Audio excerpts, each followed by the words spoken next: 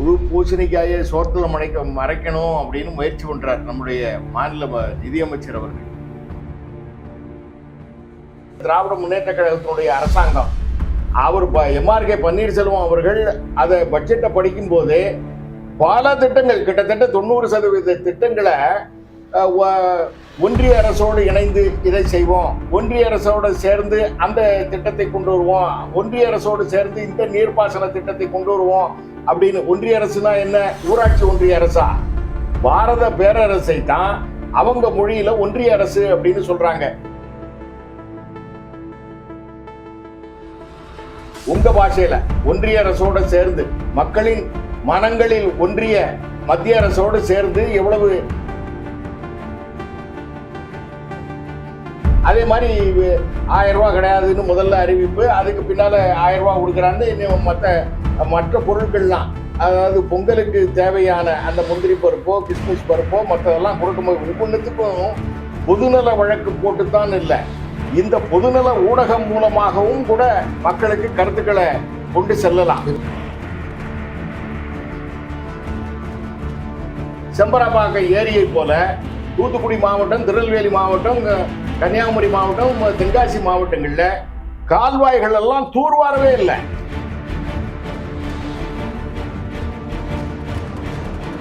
அதுல நீங்க குப்பையும் கொட்டி அதுல கட்டடத்தை கட்டி கிட்டத்தட்ட 500 ஏக்கரா கொண்டு வந்துட்டீங்க. இப்ப எங்க போய் அந்த தண்ணி நிற்கும்? இந்த வேலைகளை எல்லாம் திமுக அரசாங்கம் செய்யவே மாட்டேங்குது. ஒரு பாருங்களேன், எவ்வளவு ஏக்கர், கிட்டத்தட்ட 90 ஏக்கர்ல கிளாம்பாக்கத்துல ஒரு பஸ் ஸ்டாண்டை கட்டுறாங்க. ஊருக்கு வெளியில ஒரு 30-40 கிலோமீட்டருக்கு தள்ளி கட்டுறாங்க. அது கிட்டத்தட்ட பாசன வசதி எத்தனை ஏக்கருக்கு? 4000 ஏக்கருக்கு பாசன வசதி கொடுக்கும்.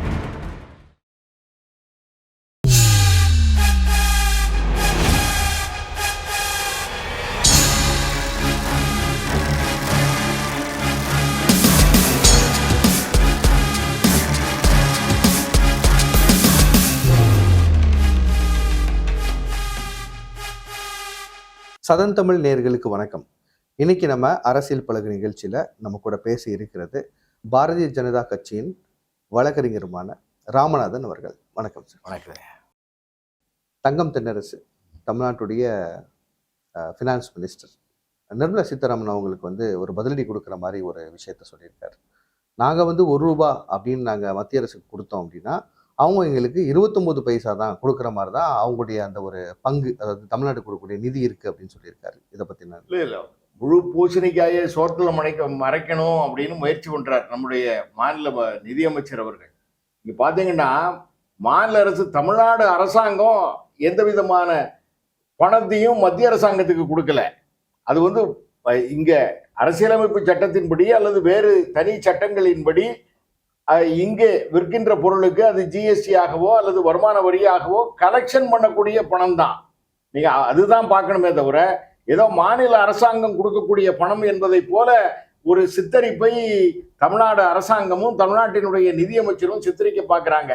சரி, தமிழ்நாட்டு மக்கள் கொடுக்கக்கூடிய பணத்தையே நீங்க பார்த்தீங்கன்னா 100 ரூபாய்க்கு ஒரு பொருள் விற்று அரசாங்கத்துக்கு 100 ரூபா வருமானம் வருதுன்னு, டாக்ஸ் மாத்திரம் 100 ரூபா ஜிஎஸ்டியாக வருகிறது அப்படின்னு சொன்னா 50% தமிழ்நாடு அரசாங்கத்திற்கு எந்த மாநிலத்தில் விற்கப்படுகின்றதோ, எந்த மாநிலத்திற்கு சேர வேண்டியமோ அது 50% உடனடியாக பிரித்து கொடுக்கப்படுகிறது. அதுலதான் அந்த காம்பன்சேஷன்ல, அதாவது ஜிஎஸ்டி வந்ததற்கு பின்னாலே ஏதாவது பழைய சேல்ஸ் டாக்ஸ் முறையில ஏதாவது பிரச்சனை இருந்தது அப்படின்னு சொன்னா அதுல இழப்பீடு இருந்ததுன்னா அந்த இழப்பீட்டை காம்பன்சேஷன் ஒரு 4-5 ஆண்டுகள் கொடுப்போம் அப்படின்னு சொன்னாங்க. அதை கொடுத்துக்கிட்டு இருக்காங்க. அதுலதான் அந்த கொடுப்பதுலதான் கொஞ்சம் ஏற்றத்தாழ்வுகள் இருந்திருக்கலாம். 50% அந்த காம்பன்சேஷன் இல்லாம இருந்திருக்கலாம்னா எப்படி இருந்திருக்கலாம்னா அதாவது இழப்பீடு எவ்வளவு வருது அப்படிங்கிறத கணக்கு பார்த்து கொடுப்பதற்கு கொஞ்சம் கால அவகாசம் தேவைப்படலாம். ஆனா இந்த 50%, இப்ப 100 ரூபாய்க்கு ஒரு வருமானம் மத்திய அரசாங்கத்துக்கு ஜிஎஸ்டியில வந்ததுன்னா 50 ரூபா உடனடியாக 50% அந்தந்த மாநில அரசாங்கத்திற்கு பிரித்து கொடுத்து விடுவார்கள். அது உத்தரப்பிரதேசமும் அதுதான், தமிழ்நாடு அதுதான், ஆந்திராவுக்கும் சரி, அது கேரளாவுக்கும் சரி, அது நிதி பகிர்வு. அதற்கு பின்னால இருக்கக்கூடிய மிச்சம் உள்ள 50%, நிதி பகிர்மான கொள்கை என்ற அடிப்படையில் 29% மாநில அரசாங்கத்திற்கு பிரித்து கொடுக்குறாங்க. அப்படி கொடுப்பதுதான் ஒவ்வொரு மாநிலத்திற்கும் வருகிறதே தவிர ஒரு மத்திய அரசாங்கத்திற்கும் ஏராளமான செலவுகள் இருக்கின்றன. இப்ப ராணுவத்தை நடத்த வேண்டியிருக்கு, ஏராளமான ஆயுதங்கள், எதிரிகள் என்ன ஆயுதத்தை வச்சிருக்காங்களோ அதற்கு இணையாகவோ அல்லது அதற்கு வலிமையாகவோ நம்ம வந்து ராணுவத்தை கட்டமைக்க வேண்டியிருக்கு. மாநில சென்ட்ரல் ரிசர்வ் போலீஸ், மற்ற பேங்கிங் செக்டார், எல்லா துறைகளையும், அது பிஎஸ்எஃப் ஆக இருக்கட்டும், இந்த துறைகளெல்லாம் நடத்த வேண்டிய பொறுப்பும் அதிகாரமும் கடமையும் மத்திய அரசாங்கத்திற்கு, பாரத பேரரசுக்கு இருக்கு. மாநில அரசாங்கத்தை போல அந்த அவ்வளவு செலவுகள் கிடையாது. நீங்க கல்வித்துறை அப்படின்னு பார்த்தா மத்திய அரசாங்கத்திடமும் இருக்கிறது, மாநில அரசாங்கத்திடமும் இருக்கிறது. மத்திய அரசாங்கம் செலவு பண்ணணும். மாநில அரசாங்கத்திற்கு ரேஷன் போடணும் அப்படின்னு சொன்னா குறைந்த செலவுல 2 ரூபா 3 ரூபா விலையில அரிசியோ பருப்போ தானியங்களையோ மாநில அரசாங்கத்திற்கு ஒதுக்க வேண்டும் என்றால் அது மத்திய அரசாங்கம் தான் செய்கிறது. இல்ல இப்ப இங்க தமிழ்நாடு சார்பா என்ன சொல்றாங்கன்னா, அவங்க வந்து ஒரு ஸ்டாட்டிஸ்டிக்ஸ் வச்சு பேசுறாங்க. இப்ப நாங்க எவ்வளவு கொடுக்குறோம், அவங்க எவ்வளவு கொடுக்குறாங்க அப்படின்ட்டு. இது வந்து எப்படின்னா நீங்க சொன்ன மாதிரி கூடலாம் குறையலாம். அவங்க என்ன சொல்றாங்கன்னா, இதே மாதிரி பீகாரா இருக்கட்டும், உத்தரப்பிரதேசா இருக்கட்டும், இல்ல மற்ற மாநிலங்களா இருக்கட்டும், அதை காட்டிலும் தமிழ்நாட்டுக்கு நம்ம ஃபார் எக்ஸாம்பிள் சொல்லிக்குவோமே, மெட்ரோவா எடுத்துக்குவோமே. இப்போ மெட்ரோ வந்து மெட்ரோ 2 உங்களுக்கு தெரியும், அதோட கட்டுமான பணிகள் சிட்டி முழுக்க போகுது. இதெல்லாம் தாண்டி தான் நம்ம வந்துட்டு இருக்கோம் டெய்லியுமே. இப்போ அங்க பாத்தீங்கன்னா அதுக்கு நிதி கொடுக்கறது இல்லை, கூட இன்னும் நிதி கொடுக்கல அப்படின்னு சொல்றாரு. அப்ப அந்த நிதியை ஸ்டேட் தான் பண்ணுதுன்றதையும் சொல்றாரு. ஒவ்வொரு ஃபேஸாக இப்போ ஏற்கனவே பாரத பிரதமர் வந்தபோது இந்த பெரும்பாக்கத்துல வீடு கட்டுற திட்டம், இப்போ வந்திருக்கும் போது திருச்சியில ஏர்போர்ட் விரிவாக்க திட்டம், வீடு கட்டுற திட்டம் சொன்னீங்கல்ல, அது கூட அவர் என்ன சொல்றாரு, அவங்க வந்து ஒரு 1500 1.5 லட்சம் கோடி கொடுக்குறாங்கன்னா தமிழ்நாடு 7 லட்சம் கோடி கொடுக்குது அப்படின்றத அவர் சொல்றாரு. ஒரு பேப்பர்ல போறது எப்படி சொல்ல, அதாவது அது வந்து அந்த மனைக்கு உண்டான விலையெல்லாம் அவங்க வந்து கால்குலேட் பண்றாங்க. வீடு கட்டுறதுக்கு உண்டான இதில் மனையை வந்து ஒரு எக்ஸாஜரேட் பண்ணி இதுக்கு மனைக்கு இவ்வளவு செலவாகிறது அப்படின்னு, அது ஓப்பன் மார்க்கெட்ல இவ்வளவு செலவாகிறது அப்படின்னு எல்லாம் கணக்கு பண்ணி ஏதோ ஒரு இதை செய்யறாங்க. வீடு கட்டுறதுக்கு உண்டான சார் மகாராஷ்டிராக்கு அப்புறம் தமிழ்நாடு ஜிடிபி அதிகமா இருக்கு, அதோடைய பங்கு அதிகமா தானே இருக்கு. அதை ஒத்துக்கிட்டாங்களே, நிர்மலா சீதாராமன் சொல்லும் போது ஒத்துக்கிறாங்க. ஆமாங்க, இது வந்து ஒரு துறைமுகங்கள் இருக்கிறது. இப்ப இன்னைக்கு வந்து அதனாலதான் இன்னைக்கு டிஃபென்ஸ் கேரிடார மத்திய அரசாங்கம் இங்க ஒதுக்கி இருக்கிறது. இப்ப ஏர்போர்ட் விரிவாக்கங்கள் எல்லாம் இங்க கொண்டு வராங்க. அதனால இது உத்தரப்பிரதேசத்திற்கு வந்து அதிகமா கிடைக்கிறது அப்படிங்கிறது இது அது கொடுக்கப்பட்டதுன்னு சொல்றாங்க. கொடுக்கப்பட்டது இல்லைங்க. நீங்க வெஸ்ட் பெங்காலா இருக்கட்டும், அங்க என்னதான் மம்தா பானர்ஜி அரசு ஆப்போசிட்டா இருந்தாலுமே அங்க ஒரு 13 லட்சம் கோடி வந்து மெட்ரோக்கு கொடுத்திருக்காங்க. ஆனா நமக்கு 3000 கோடி தான் கொடுத்திருக்காங்கன்னு சொல்றாரு. அந்த வேலை நடக்கின்ற விதம் இருக்கு இல்ல, அதாவது ஃபர்ஸ்ட் ஃபேஸ் செகண்ட் ஃபேஸ்ல என்ன அளவுக்கு வேலை நடக்கிறதோ, எந்த வேகத்துல வேலை நடக்கிறதோ அதை பொறுத்து வந்து பணம் விடுவிக்கிறாங்க. நீங்க வந்து ஏதாவது ஒரு குறிப்பிட்ட துறையை மாத்திரம் வைத்துக்கொண்டு அதுல வந்து உடனடியாக 1 மாசத்துக்குள்ள விடல, 2 மாசத்துக்குள்ள பணம் விடுவிக்கல அப்படின்னு சொல்றாங்களே தவிர, இதுக்கு எழுதி கேட்டா மத்திய அரசாங்கத்தை பொறுத்த அளவுல அதையெல்லாம் தொடர்ந்து கண்காணித்து கொண்டுதான் இருப்பாங்க. அதுக்குண்டான தொகையை வந்து விடுவிக்கத்தான் செய்வாங்க. ஏராளமான தொகையை வந்து ஒவ்வொரு திட்டங்களுக்கும் மத்திய அரசாங்கம் சார்ந்திருக்கிற திட்டங்கள்லாம் நீங்க பாத்தீங்கன்னா, இந்த மாநில விவசாயத்துக்கு தனி பட்ஜெட் அப்படின்னு அறிவிச்சாங்க இந்த திராவிட முன்னேற்ற கழகத்தினுடைய அரசாங்கம். அவர் எம்ஆர்கே பன்னீர்செல்வம் அவர்கள் அதை பட்ஜெட்டை படிக்கும் போதே பல திட்டங்கள், கிட்டத்தட்ட 90% திட்டங்களை ஒன்றிய அரசோடு இணைந்து இதை செய்வோம், ஒன்றிய அரசோடு சேர்ந்து அந்த திட்டத்தை கொண்டு வருவோம், ஒன்றிய அரசோடு சேர்ந்து இந்த நீர்ப்பாசன திட்டத்தை கொண்டு வருவோம் அப்படின்னு. ஒன்றிய அரசுனா என்ன, ஊராட்சி ஒன்றிய அரசா? பாரத பேரரசை தான் அவங்க மொழியில ஒன்றிய அரசு அப்படின்னு சொல்றாங்க. இதற்கு ஏராளமான இப்படித்தான் ஒவ்வொரு திட்டத்தையும் நீங்க வந்து எனக்கெல்லாம் உண்மையிலே மகிழ்ச்சி தான்.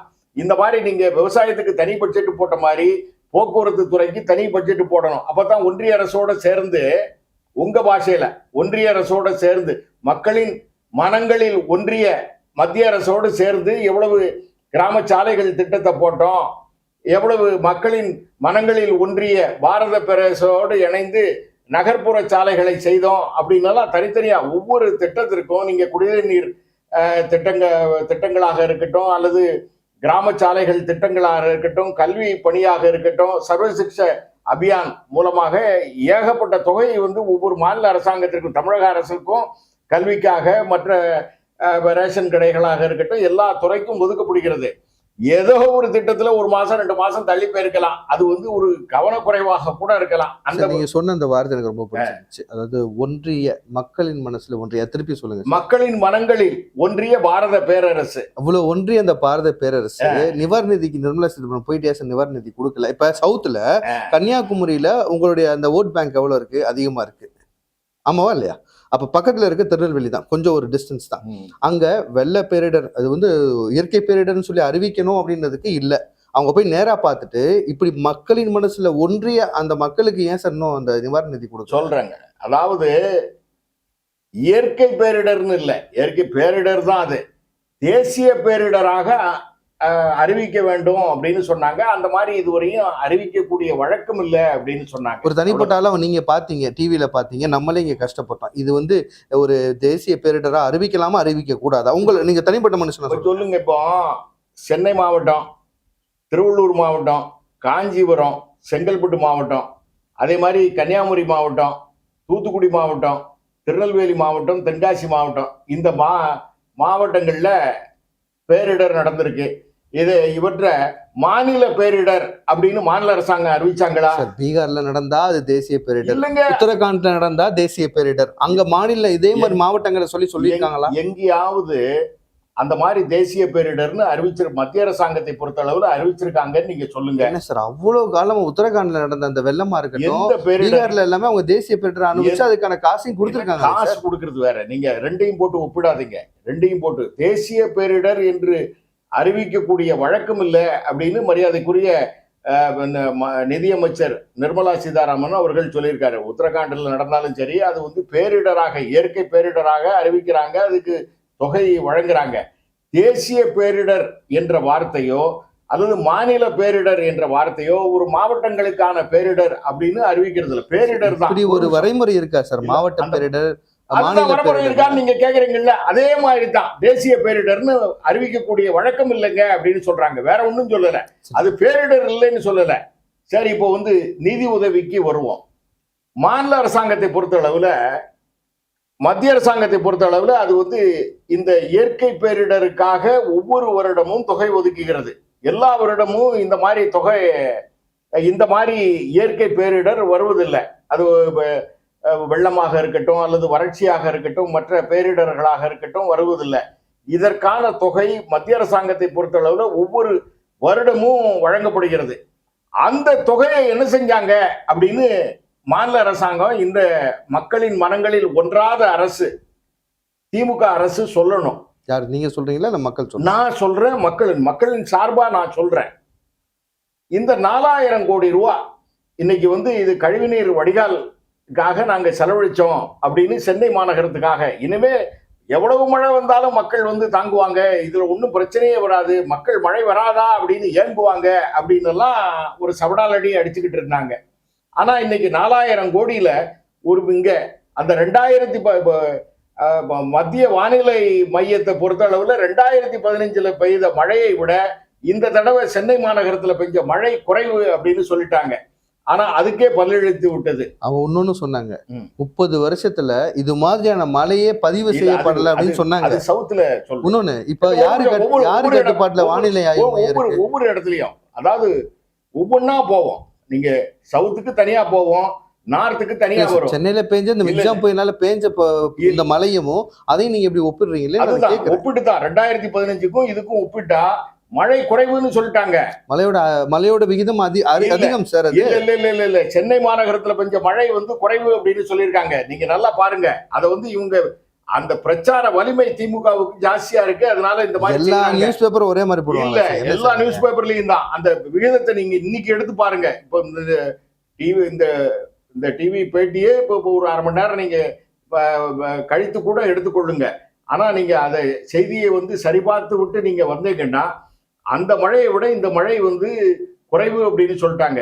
இந்து பேப்பர்ல போட்டா ஏத்துப்பீங்களா? எந்த பேப்பர்? இந்து பேப்பர்ல 30 வருஷமா இது மாதிரியான ஒரு மழையை சென்னை பார்த்தது எவ்வளவுன்னு சொல்லுங்க. எத்தனை டிகிரி பெய்திருக்கிறது, இப்ப எவ்வளவு பெய்திருக்கிறது, 3 நாள்ல எவ்வளவு பெய்தது, அன்னைக்கு வந்து தொடர்ந்து பெய்து கொண்டிருந்தது சார். 46-49 சென்டிமீட்டர் மழைன்றது கம்மியா சார், அதிகமா சார்? அதுல வந்து தொடர்ந்து மழை பெய்து கொண்டே இருந்தது அந்த 2015ல. இதுல ஒரே ஒரு நாள் டிசம்பர் 4ஆம் தேதி மட்டும்தான் மழை சார் பெய்யுது. ஆனா அதிகம் சார், அதோடைய தாக்கம்ன்றது அதிகம் இல்ல சார். அதுக்கு என்னத நீங்க 4000 கோடியில செய்தீங்க? அதுக்கு ஏதாவது வெள்ளை அறிக்கை கொடுத்தீங்களா? இதுக்கு ஏதாவது பொதுநல வழக்கு எதுவும் போட்டிருக்கீங்களா? இல்ல இல்ல ஏதாச்சும் இல்ல கேட்டிருக்கீங்களா? பொதுநல வழக்கு போடல. அது சாக்கடைக்குள்ள கொண்டு போய் நாங்க எல்லாத்தையும் கொட்டினோம் அப்படின்னு சொல்லுவாங்க. இருக்கட்டும், பொதுநல வழக்கு போடுவது நல்ல பொதுநல விஷயம் தான். 4000 கோடி எங்கன்னு கேக்குறேன். நீங்க அது எங்க போச்சுன்னு கேட்கணும்னா அது நீங்க ஒரு அரசாங்கம் ஆர்டர் படி கேட்கணும். ஒரு அரசாங்கத்துக்கு 100 திட்டங்கள் எல்லாத்தையுமே வெள்ளம் உருகி ஓடுது. போன தடவை ஒரு ரேஷன் கடையில வெள்ளத்தை கொடுக்க முடியல, உருகி ஓடுது அப்படின்னு சொன்னா இன்னைக்கு வெள்ளமே கொடுக்க மாட்டோம் அப்படின்னு இன்னைக்கு சொல்லிட்டாங்க. பொங்கல் கொண்டாடுறதுக்கு ஜீனி தான் கொடுப்போம் அப்படின்னு சொல்லிட்டாங்க. அதே மாதிரி 1000 ரூபாய் கிடையாதுன்னு முதல்ல அறிவிப்பு, அதுக்கு பின்னால 1000 ரூபாய் கொடுக்குறான்னு இன்னும் மற்ற பொருட்கள்லாம், அதாவது பொங்கலுக்கு தேவையான அந்த முந்திரி பருப்போ கிஸ்மிஸ் பருப்போ மற்றதெல்லாம் கொடுக்கும்போது ஒவ்வொன்றுத்துக்கும் பொதுநல வழக்கு போட்டுத்தான் இல்லை, இந்த பொதுநல ஊடகம் மூலமாகவும் கூட மக்களுக்கு கருத்துக்களை கொண்டு செல்லலாம். இருந்தாலும் நம்முடைய அந்த ஒரு லான் ஆர்டர் படி கேட்கும் போது சாலைகள் சரியா போடுறது இல்ல, போக்குவரத்து வசதிகள் சரியா செய்யறது இல்ல, ரேஷன் பொருட்கள் சரியா வழங்குறது இல்ல, இதுக்கெல்லாம் நேரம் இல்லை. நம்மளுக்கு மக்கள் ஒரு வீதியில இறங்கி போராடுவதற்கோ அல்லது ஒரு நீதிமன்றங்களுக்கு போவதற்கோ இதுக்கெல்லாம் நேரம் கிடையாது. அவர்கள் நேரத்தையும் காலத்தையும் பொருளையும் இதற்கு போய் வாழ்க்கை பாடையே நம்ம செய்ய முடியறது இல்லை. ஒவ்வொன்றுத்துக்கும் நீதிமன்றங்களுக்கு போய் அவங்க இந்த நீதிமன்றங்களுக்கு போனாலும் கூட இன்னைக்கே உடனடியாக தீர்வு வந்துடாது. 1 வருஷம் 2 வருஷம் இந்த ஆட்சி மாற்றத்தின் போதுதான் அந்த தீர்ப்பு வரும் அப்படின்னு சொன்னா இதற்கு போய் இந்த நேரத்தை செலவழிக்கணுமா? நம்ம ஆண்டவன் பார்த்துப்பான் அல்லது அடுத்த தேர்தலில் பார்த்துப்போம் அப்படின்னு எல்லா மக்களும் இருக்கிற மாதிரி நானும் கூட இருக்கலாம், அது வேற விஷயம். இதை பொறுத்தளவுல இந்த 4000 கோடி ரூபாயை கொண்டு போய் சாக்கடையில கொட்டினாங்க அப்படின்னு சொன்னாங்க. நாங்க ஒதுக்கணும்னு சொன்னாங்க. அதுக்கு பொருள் என்ன அப்படிங்கறது இப்பதான் தெரியுது. சரி, மத்திய அரசாங்கத்திட்ட நிதி உதவி கேட்டாங்கன்னா மாநில அரசாங்கம் இந்த மக்களுக்கு, பாதிக்கப்பட்ட மக்களுக்கு நிதி உதவி அளிப்பதற்காக கேட்கின்றதா, அல்லது அங்க ஏரி குளங்களை பல வருஷங்களா, குறிப்பாக இந்த திராவிட முன்னேற்ற கழகத்தினுடைய அரசாங்கம் வந்ததற்கு பின்னாலே எந்த ஏரி குளங்களையும் தூர்வாரல. அதாவது இப்ப ஒரு பானை செய்வதற்கு அங்க களிமண்ணை எடுத்தா அதுல வழக்கு போடுறீங்க. அந்த குளக்கரைகளையோ ஏரி கரைகளையோ அல்லது கால்வாய் கரைகளையோ நீங்க சரியா பானை செய்யறதுக்கு ஏரியில போய் தான் மண் எடுப்பாங்க. களிமண் அங்க மட்டும் தான் கிடைக்குமா? எல்லா ஆத்துல கிடைக்காது. பொதுவா ஏரி குளங்கள்ல தான் அதிகமா கிடைக்கும். ஏன்னா அதுல சதுப்பு நிலங்கள்ல கிடைக்கும். சதுப்பு நிலங்கள் கிடைக்கும். ஆனா அந்த சதுப்பு நிலங்கள்ல சென்னை மாநகரத்துல 5000 ஹெக்டேர் நிலம், பள்ளிக்கரணை சதுப்பு நிலம், அது 500 ஏக்கரா, 5000 ஹெக்டேர் அப்படின்னு சொன்னா கிட்டத்தட்ட 12500 ஏக்கருக்கு மேல அது சதுப்பு நிலம், நீர் பிடிப்பு பகுதி. அதுல நீங்க குப்பையும் கொட்டி அதுல கட்டடத்தை கட்டி கிட்டத்தட்ட 500 ஏக்கரா கொண்டு வந்துட்டீங்க. அப்ப எங்க போய் அந்த தண்ணி நிற்கும்? 3 வருஷம் அந்த ஆட்சி இருந்து, அதுக்கு முன்னாடி 10 வருஷம் உங்க கூட்டணி ஆட்சியில தான் இருந்துச்சு. அப்ப நீங்க கேட்காத கேள்வியெல்லாம் இப்ப நீங்க கேக்குறீங்க. சந்தோஷம் ஏங்க, மக்களுக்கான கேட்கும்போது சந்தோஷம். ஆமா, 10 வருஷத்துல நாங்க தான் இனிமே மழை பெஞ்சா எவ்வளவு மழையும் சென்னை மாநகரத்துல தேங்காது, அவ்வளவு வசதி செஞ்சிட்டோம் அப்படின்னு கிளைம் பண்றவங்கள்ட்ட தானே கேட்க முடியும். பள்ளிக்கரணை இப்பதான் அது சென்னை மாநகரம்ன்றது எங்க இருந்து உருவாகுது? Chennai city, centre of the city, heart of the city. இப்ப அங்க இருந்து அதோடைய அந்த 3 வருஷத்துல அதோடைய விரிவு அடைஞ்சு ஒரு 5 வருஷத்துல தான் முடியும். நீங்க எடுத்தோடனே பள்ளிக்கரணை வந்தோடனே பள்ளிக்கரணையில ஏன் ஒவ்வொரு இடத்துலயும் தண்ணி தேங்குறதுக்கு உண்டான இதை சொல்றேன். பள்ளிக்கரணையில 12500 ஏக்கர், அது 500 ஏக்கரா குறைஞ்சது இந்த திராவிட மாடல் ஆட்சி தான். நீங்க அது அதிமுகவையும் வச்சுங்க, அதிமுகவை வக்காலத்து வாங்க வேண்டிய அவசியம் எனக்கு கிடையாது. நீங்க திமுக சொல்றது அதிமுக வரீங்க, பயமா? இன்னைக்கு ஆட்சியில இருக்கிறது தாங்க எனக்கு எங்க பயம்? அதிமுக மேல எங்க ஆளுங்கின்ற இந்த திராவிட மாடல் ஆட்சி மேலே எங்களுக்கு பயம் இல்லை. ஏன் நாங்க அதிமுக மேல பயப்பட போறோம்? அவங்க எதிர்கட்சியா வரமாட்டாங்களே சார், அது ஒரு பிரச்சனையா இருக்கு. கூட்டணி கிடையாதுங்க, கூட்டணிக்கு வரமாட்டேங்கிறாங்க. நான் முதல் நாளைக்கே சொன்னேன், கூட்டணி பிரிஞ்ச அன்னைக்கே சொன்னேன் கூட்டணி கிடையாதுன்னு. அன்னைக்கும் சொல்றேன், இன்னைக்கும் சொல்றேன். அதுல ஒன்னும் அதிமுகவோட எங்களுக்கு கூட்டணி இருக்காது, நாங்க தனியா தான் நிற்போம் பிஜேபியை பொறுத்தளவுல. இதுல பள்ளிக்கரணையில பெரும்பாக்கத்துல நீங்க 500 ஏக்கரா குறைச்சீங்க. அங்க வீட்டுல போய் ஒவ்வொரு வீட்டு வாசல்லையும் முற்றளவு தண்ணி, நெஞ்சளவுக்கு தண்ணி, முதல் மாடி வரையும் தண்ணின்னு இருக்கிறது. இங்க செம்பரம்பாக்கத்துல மேடு தட்டி போய் இருக்கிறது. நீங்க ஒவ்வொரு வருஷத்தையும் பார்த்தா ஏப்ரல் மாதம், மே மாதம் இந்த கோடை காலங்கள்ல எல்லாம் ஒவ்வொரு ஏரி குளங்கள்லையும் நீங்க தூர்வாரணும். அதுக்கு நீங்க வந்து மத்திய அரசாங்கத்திடம் பணம் கேட்டால் தொகை ஒதுக்கணும் அப்படின்னு சொன்னா மத்திய அரசாங்கம் செய்ய தயாராக இருக்கிறது. நீங்க தான் 100 நாள் வேலை வாய்ப்புலாம் கையில வச்சிருக்கீங்க. அதுதாங்க 100 நாள் வேலை வாய்ப்பு செஞ்சாலும் கூட நேரடியாக மத்திய அரசாங்கம் செய்யறது இல்ல. நல்ல நீங்க வந்து சரியா கேக்குறீங்க. எந்த வேலையாக இருந்தாலும் அது மாநில அரசாங்கம் தான் செயல்படுத்தக்கூடிய வேலை. நீங்க வந்து ஒரு ரேஷன் கடையில மத்திய அரசாங்கம் வந்து இலவசமாகவே பொருள் கொடுத்தாலும் கூட அதுல வந்து மு.க. ஸ்டாலின் படத்தை மாட்டியிருக்காங்க. இங்க மாநில அரசாங்கத்தினுடைய தலைவர்கள் படத்தை மாட்டியிருக்காங்களே தவிர அதுக்கு பெரும்பகுதி தொகையை ஒதுக்குவது மத்திய அரசாங்கம். அது மோடி படத்தை மாற்றுறது இல்ல. மோடி படத்தை மாட்டிட்டா சந்தோஷமா இருக்கீங்களா சார்? குறைஞ்சபட்ச நாகரிகம், குறைஞ்சபட்ச நாகரிகம் தானே. குறைஞ்சபட்ச எதிர்பார்ப்புல நீங்க வந்து 100 ரூபா அப்படின்னு சொன்னா ஒரு ரேஷன் கடைக்கு அப்படின்னு சொன்னா அதுக்கு 80 ரூபா பணம் ஒதுக்குவது மத்திய அரசாங்கத்தினுடைய பணம். மத்திய அரசாங்கம் ரேஷன் அரிசியை ஒதுக்குகிறது, மத்திய அரசாங்கம் ஜீனியை ஒதுக்குகிறது, பருப்பை ஒதுக்குகிறது அப்படின்னு சொன்னா அதை எக்ஸிக்யூட் பண்றதுதான் மாநில அரசாங்கம் எதை கொடுப்பதை போல ஒரு தோற்றத்தை அளிக்கிறது. படம் முக்கியமா, மக்களுக்கு சென்றடைகிற அந்த ஒரு விஷயம் வந்து முக்கியமா?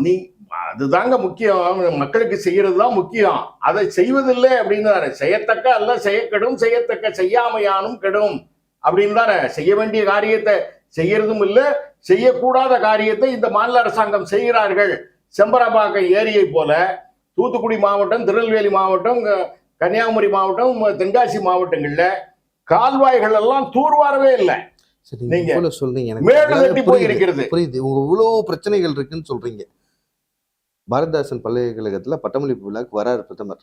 பாரத பிரதமர் நரேந்திர மோடி அவர்கள் வந்து வராரு, சரிங்களா? வந்துட்டு அவர் பேசின எல்லா பேச்சுமே வரவேற்கத்தக்கது தான். ஆனா தூத்துக்குடி திருநெல்வேலி மக்களுக்கு ஒரு இரங்கலை கூட தெரிவிக்காம போயிருக்காரு. நீங்க இவ்வளவு பிரச்சனையை சொல்றீங்க, ஏன் சார் தெரிவிக்கல? அவர் தெரியாதா இங்க நடக்கிற விஷயங்கள்? தமிழையும் திருக்குறளையும் முன்னெடுப்பா நான் சொல்றேன் அப்படின்னு சொல்றவர் ஏன் அதை பத்தி இரங்கல் இல்லை சார்? நம்பிக்கை ஒளியை ஊட்டக்கூடியதுதான். நம்பிக்கை ஒளியை ஊட்டக்கூடிய விஜயகாந்த் அவர்களுக்கு இரங்கல் தெரிவிக்கிற அவரு அங்க பாதிக்கப்பட்ட மக்களுக்கு எதுவுமே சொல்லலையே சார். விஜயகாந்த் ஒரு கட்சியினுடைய தலைவர், ஒரு திரைப்பட நடிகர், திரைப்பட அந்த துறையில வந்து தலைவராக இருந்திருக்கிறார். ஆனா இந்த வெள்ளத்தை பொறுத்த அளவுல அது வந்து ஒரு 10 நாள் ஆகி முடிஞ்சு போச்சு. இனிமேல் வந்து நம்பிக்கை ஒளியை ஊட்டுவதற்கு தான் முதல் நாளைக்கே மத்திய அரசாங்கத்தினுடைய படைகள் தான் அங்க களத்துல இறங்குச்சு. நீங்க மாநில அமைச்சர் அனிதா ராதாகிருஷ்ணனை காப்பாத்தினது மத்திய மோடி அனுப்பிச்ச படையால தான் அவர் காப்பாற்றப்பட்டார். மோடி அங்க இருந்து இங்க ஒரு படம் இருந்துச்சாரா? ஏங்க முப்படைகளையும் அனுப்புனாரு. முப்படை உதயநிதியில இருந்து கனிமொழியில இருந்து மொத்தமா இருந்தாங்க. அனைத்து கட்சிக்காரர்கள் இருந்தாங்க, பொதுமக்கள் இருந்தாங்க. அவர்கள் பொதுமக்கள் இருந்தாங்கன்னா அனிதா ராதாகிருஷ்ணனை காப்பாத்திருக்கலாமே. எங்க மாநில போலீஸ் யாரு சார் சொன்னா அனிதா ராதாகிருஷ்ணன் மோடி அனுப்புன படை? அவர்கிட்டயே கேளுங்க நீங்க. நாங்க வேணா மோடி அனுப்புன படம் தாங்க அவரையே அனிதா மாநில அமைச்சரையே காப்பாத்தினது. அவ்வளவு மக்களையும் காப்பாத்தி பாதுகாப்பான இடத்துக்கு கொண்டு வந்தது மோடி அனுப்பிச்ச படை. நீங்க வந்து ஒரு புளியோதர பொட்டலத்தை கடைசியில் ஒரு 4 நாள் 5 நாள் கழிச்சு கொண்டு போய் கொடுத்து அதை வந்து நாங்க என்னமோ செஞ்சிட்டோம் அப்படின்னு சொன்னா, இந்த 2 ஆண்டுகளாக எந்த வேலையுமே இந்த கிட்டத்தட்ட 3 ஆண்டுகள் ஆக போகிறது. எந்த வேலையுமே செய்யாம இவ்வளவு வெள்ளத்துக்கும் காரணம் யாரு? இந்த மாநில அரசாங்கம் தான் சார். நான் ஒத்துக்கிறேன் சார், மோடி அனுப்பின படை தான் அவரை காப்பாத்துச்சு. யாரு காப்பாத்துச்சு.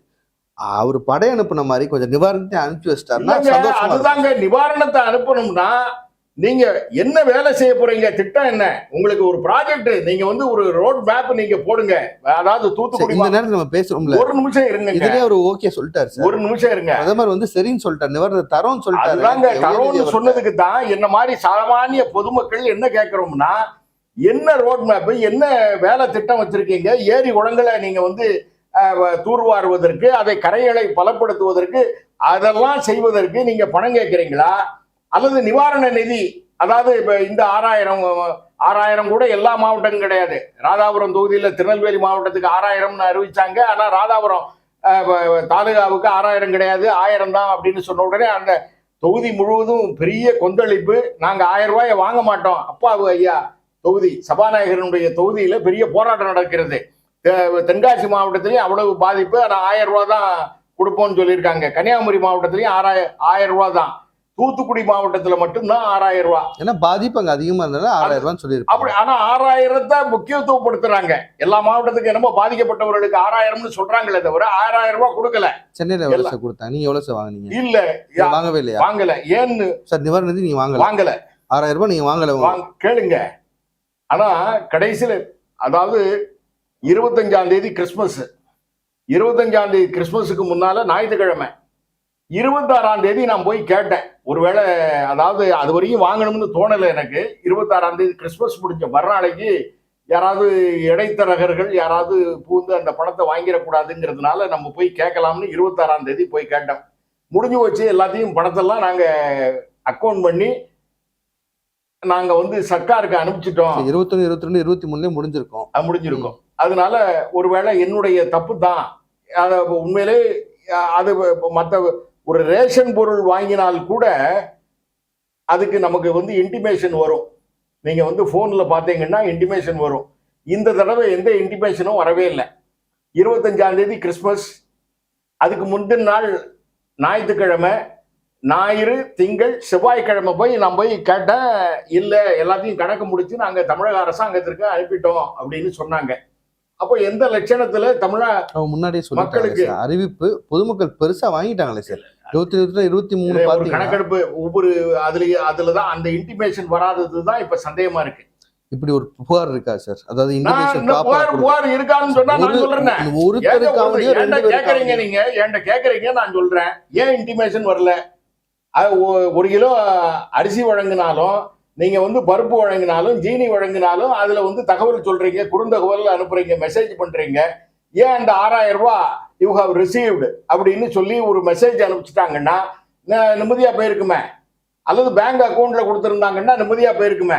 அந்த மாதிரி இல்லாம நீங்க அதை கணக்க முடிச்சு 1 நாள் 2 நாளைக்குள்ளேயே நீங்க மாநில அரசாங்கத்துக்கு கொடுத்துட்டீங்க அப்படின்னு சொன்னா புகார் இருக்கான்னு சொல்லணும். புகார் நான் சொல்றேன். இல்ல நீங்க வாங்காதனால இப்படி சொல்றீங்களா இல்ல வாங்கினாலும் இப்படிதான் சொல்லிருக்கீங்க? வாங்கினா இப்ப வாங்கினோம்னு சொல்லிட்டு போறோம். இப்ப என்ன இருக்கு? இல்ல அந்த குறுஞ்செய்தி வந்தாதான் அது குறுஞ்செய்தி வரலைன்னா அந்த சந்தேகம் வருது இல்ல. இப்போ சந்தேகம் வருது இல்ல. குறுஞ்செய்தி எல்லாரும் அக்கௌண்ட் செக் பண்ணீங்களா? உங்க அட்டைக்கு நீங்க வாங்கல, வேற யார் வாங்கிட்டு போய் கணக்கு முடிச்சு அனுப்பிச்சிட்டோம்னு சொல்லிட்டாங்க. சரி, நம்ம நம்புறோம், அரசு ஊழியர்களை நம்புறோம், கூட்டுறவுத்துறையை நம்புறோம். அதுக்கு மேல நின்று பேசுவதற்கு நமக்கு நேரம் இல்லை. சரி, நம்மளோட தப்பு தான் அப்படின்னு நினைச்சு நம்ம வந்துடுறோம். இந்த நிவாரண தொகையை பொறுத்தளவுல காங்கிரீட்டா சொல்லுங்க. நீங்க மக்களுக்கு நிதி உதவி கொடுப்பதற்காக நீங்க கேட்டீங்கன்னா அவங்களோட அக்கௌண்ட் நம்பரை அப்படியே கூட்டுறவுத்துறையிலிருந்து கொடுத்துட்டா அந்த மத்திய அரசாங்கம் நேரடியாகவே எந்தவித இடைத்தரகரும் இல்லாம பேங்க் அக்கௌண்ட்டுக்கு மாத்திடுவாங்க. நீங்க அதை செய்யாம நீங்க டோக்கன் சொன்னா திமுக காரங்கள்ட்ட தான் கொடுத்து விநியோக சொல்றாங்க. இந்த கடந்த புயல்ல இருந்து டோக்கன் இருக்குல்ல, வீடு வீடா கொண்டு போய் விநியோகிப்போம் அப்படின்னு சொல்றாங்க. நான் இருந்த ஏரியால பாத்தீங்கன்னா அங்க ரேஷன் கடையில இருக்கவங்க தான் உட்கார்ந்து இருக்காங்க, பொதுப்படியா உட்கார்ந்தாங்க, எல்லாம் போய் வாங்கிட்டு வந்தோமே. திமுக காரங்க அப்படிப்பட்ட யாரையுமே பாக்கல. நீங்க எப்படி பாத்தீங்க? ஏன் நம்ம வீட்டுக்கு வரல சொல்லுங்க? நம்ம வீட்டுக்கு ஏன் வரல? பயந்துருப்பாங்க சார். ஒருவேளை நீங்க ஏதாச்சும் கேள்வி கேட்பீங்க. ஏன் ரூபா கொடுக்கறதுக்கு ஏன் சார் கேள்வி கேட்கிறான்? ரூபா கொடுத்தா வசூல் பண்றதுக்கு வரதா இருந்தா பயப்படுறாங்க அப்படின்னு நீங்க சொல்லலாம். ஒரு திமுக ஆதரவா இருக்கலாம், அதை பத்தி ஒண்ணும் இல்ல. எங்களுக்கு ரூபா கொடுக்க போறாங்கன்னா நாங்க சந்தோஷப்பட்டு கட்டி தழுவு தானே செய்வோம் சார். ரூபா கொடுக்கும் போது எல்லாம் கேட்டுதான் போய் தான் வாங்கினாங்க. தேடி வருவான்னு எப்படி எதிர்பார்க்க முடியும்? டோக்கன் அப்படித்தான் அறிவிப்பு. அரசாங்கத்தினுடைய அறிவிப்பு என்ன அப்படின்னு சொன்னா, வீடு வீடாக போய் நாங்க டோக்கன் வழங்குவோம். அந்த டோக்கன்ல எந்த தேதி எந்த நேரத்துல வழங்குவார்கள் அப்படின்னு குறிக்கப்பட்டிருக்கோம். அதுல போய் நீங்க வாங்கணும். நீங்க பத்திரிகை சரியா பார்க்கல நினைக்கிறேன். ஒரு நாளைக்கு அப்புறம் என்ன சொல்லிட்டாங்கன்னா, நீங்க டோக்கன் எதுவும் பண்ணாதீங்க, கொடுக்கல உங்க பேர் இருக்கு அப்படின்னா உடனே 6000 ரூபாய் கொடுத்துருங்க சொல்லி கொடுத்தாங்க கண்ணு முன்னாடி. சரி, இருக்கட்டும். கொடுத்தாங்கன்னா அது எத்தனை நாளைக்கு கொடுத்தாங்கன்னு சொல்லுங்க. ஒரு 2 நாளோ 3 நாள் 2 நாள் கொடுத்தாங்க சார். அந்த 2 நாள் 3 நாள் கொடுத்துருக்காங்க.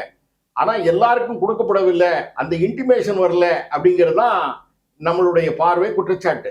அதுதானே தவிர நிவாரண நிதியை பொறுத்தளவுல நீங்க இன்னைக்கும் சொல்றேன், அதாவது அந்த எம்ஆர்கே பன்னீர்செல்வம் அவர்கள் பட்ஜெட்ல படைத்தது போல நீங்க நீண்ட கால திட்டங்களுக்கு மத்திய அரசாங்கத்திடம் நிச்சயமா பணம் கேளுங்க.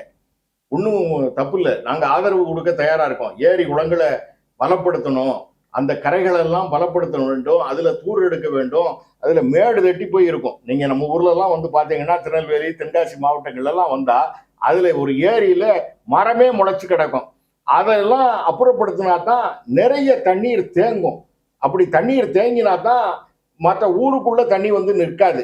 இந்த வேலைகளை எல்லாம் திமுக அரசாங்கம் செய்யவே மாட்டேங்குது. இப்ப பாருங்களேன், எவ்வளவு ஏக்கர், கிட்டத்தட்ட 90 ஏக்கர்ல கிளாம்பாக்கத்துல ஒரு பஸ் ஸ்டாண்டை கட்டுறாங்க. ஊருக்கு வெளியில ஒரு 30-40 கிலோமீட்டருக்கு தள்ளி கட்டுறாங்க. அது கிட்டத்தட்ட பாசன வசதி எத்தனை ஏக்கருக்கு, 4000 ஏக்கருக்கு பாசன வசதி கொடுக்கக்கூடிய. கோயம்பேடு கட்டினப்ப ஏத்துக்கிட்டீங்களா சார்? அதுவும் ஏற்கல. அப்ப ஏன் சார் ஏத்துக்கிட்டீங்க? என்னத்தை ஏத்துக்கிட்டோம்? லேட்டா எப்படி சார் உங்களுக்கு பழகி போயிடுச்சா? ஏன்னு கேளுங்கன்னா, அதுங்கதான் வந்து பஸ் நிற்கும்னா அது வந்து புல்லு தோட்டம் சார், புல்லு தோட்டம். இன்னைக்கும் மக்கள் கோயம்பேடு வந்து முழுக்க முழுக்க முழுக்க முழுக்க ஒரு சதுப்பு நிலம், புல்லு தோட்டம். இன்னைக்கும் அங்க வந்து நீங்க, நான் வேணா கூட்டு போறேன், நீங்க அங்க உள்ள பால் மாடு வளர்க்குறவங்கள்ட்ட, கோயம்பேடு விருகம்பாக்கத்துல பால் மாடு வளர்க்குறவங்கள்ட்ட கேட்டு பாருங்க. அவ்வளவு அருமையா அதை வந்து நேத்து கூட சொல்லிக்கிட்டு இருந்தார். 16 கட்டு புல்ல எடுத்தாங்கன்னா 3 ரூபா கூலியா. அன்னைக்கு அந்த முன்னால உள்ள அந்த கூலி விவரங்கள் இதெல்லாம் சொல்லிக்கிட்டு இருக்காங்க. அவ்வளவு பேருக்கு வேலை வாய்ப்பு கொடுக்கக்கூடிய ஒரு இடமாக இருந்தது, புல்லு தோட்டமாக இருந்தது. அதை முழுக்க அழித்து ஒரு வணிகத்தலமாக, அது பாரிஸ்ல தான் முன்னால பஸ் ஸ்டாண்ட் இருந்தது. அது போதுமானதா இருந்துச்சா? இல்ல அவ்வளவு நெரிசல் காலம் ஆக ஆக நெரிசல் இருக்கு சார். அதாவது நீங்க அது பஸ் ஸ்டாண்டை மாத்திரம் நீங்க பாக்குறீங்க, மக்களுடைய வேலை வாய்ப்பை பார்க்கணும். நீங்க மக்களுக்கு எந்த விதமான வேலை வாய்ப்பும் கொடுக்காம நாய் கடியில இன்னைக்கு தொந்தரவு படுத்துறான். ஆனா அதை வந்து யாரும் அரசாங்கமோ அல்லது மக்களோ பெருசா நினைக்கல. ஒரு மாடு வளர்க்குறான் அப்படின்னு சொன்னா உடனடியாக அவனை போய் ஏதோ கொள்ளக்கூட்ட தளபதியை போல ஒரு மாநகராட்சி கமிஷனரும் பேசுகின்றார், ஆளுகின்ற அரசாங்கமும் என்னமோ கொள்ளக்கூட்ட தளபதிகளை பிடிக்கிற மாதிரி வேலை வாய்ப்பு கொடுக்கக்கூடிய அந்த மாடுகளை மெட்ராஸ்ல இருந்தே ஒழிக்கணும் அப்படின்னு சொல்றாங்க. இதெல்லாம் என்ன விதமான திட்டங்கள்னே தெரியல. எங்கதான் போறது? ஆமாங்க, ஒரு மாநகராட்சி கமிஷனர் எவ்வளவு விரட்டி இதுல மாடு வளர்க்குறான், மாடு இன்னைக்கு ரோட்ல லேசா நின்னா கூட அதை எங்கேயோ கொண்டு போய் கட்டிடுறாங்க. அதை தேடி அலைஞ்சு 15,000 ரூபாய் கொடுத்து கொண்டு வந்து வீட்டுக்கு கொண்டு வர வேண்டியிருக்கு. எவ்வளவு அடிமானம், எவ்வளவு இது! ஒரு மாடு வளர்க்குறவன் அவ்வளவா பணம் வச்சுக்கிட்டு இருப்பான், பெரிய கோடீஸ்வரனா, பெருமைக்கா மாடு வளர்க்குறான். ஏதோ வயிற்று பாட்டுக்கு அவன் ஏதோ 4 லிட்டர் 5 லிட்டர் பால் கறக்கிற, அவ்வளவு கஷ்டப்பட்டு அவ்வளவு தீனி போட்டு அவ்வளவு வியாதி வைக்கி அதை பார்த்து அவன் வந்து அவன் வாழ்வாதாரத்தை அவன் வந்து நிறைவேற்றிக்கிறான்னா, அதை என்னமோ கொள்ளக்கூட்ட தளபதிகள் மாதிரி அதை மாட்டை கொண்டு போய் 15. அதே மாதிரி நாய் கடிக்கிறது. ஒவ்வொரு நாளைக்கும் பஸ் இறங்கி ராத்திரி 8 மணிக்கு 9 மணிக்கு வீட்டுக்கு வர முடியல. அந்த நாய் கடிக்கு, அந்த நாயை பிடிக்கிறதுக்கு எந்த விதமான நடவடிக்கைகளும் எடுக்கிறது இல்லை இந்த மாநகராட்சி அரசாங்கம். எந்த துறையில சிறப்பா இருக்குன்னு சொல்லுங்க? ஒரு துறையிலையும் இல்லை. முழுக்க தோல்வியடைந்த அரசாங்கமாகத்தான் இந்த திமுக அரசாங்கம் இருக்கிறது. அதுதான் மக்களுடைய பார்வை. சரி சார், இவ்வளவு நேரம் உங்களுடைய கருத்துக்களை வந்து மிக அழகா வந்து பதிவு செஞ்சீங்க. உங்களுடைய கருத்திற்கும் நேரத்திற்கும் நன்றி. வணக்கம்.